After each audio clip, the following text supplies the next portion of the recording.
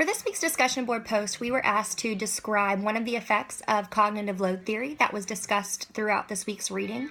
And cognitive load theory looks to explain and predict the allocation of both working memory and long-term memory, and that's according to Antonenko, Van Gogh, and Paz in our Holder research textbook.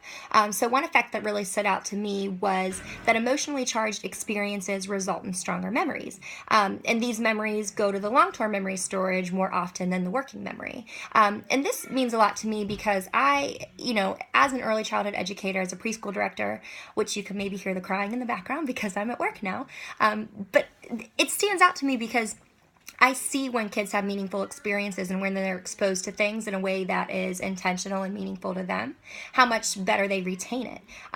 So with that being said, I did want to address the neuromyth that the Holder textbook describes. And this particular neuromyth is that the critical period, when most synapses from birth to age 3 are present and are developing, and it seems like the Holder textbook kind of discredits this, but I think that our Simon Spin, Smaldino, and Sevick textbook really hits the nail on the head.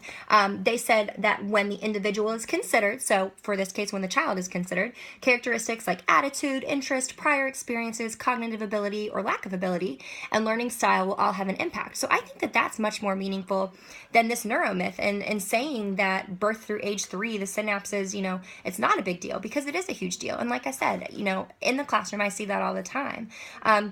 I found an article in Why See Young Children by Shiflett, Toledo, and Mattoon that said that when children between ages 2 and 3 are exposed to things that interest them by using technology, so computers, tablets, electronic whiteboards, that their social skills increase and that their problem behaviors decrease. And when it's presented in a meaningful way, that's when these things happen. So I think that you really cannot discredit the synapses and the birth through age 3 as that critical period. And the emotionally charged experiences that kind of couple that. So I think that with cognitive load theory, that's something that's really important to consider for not only early childhood education, but for education at all different levels.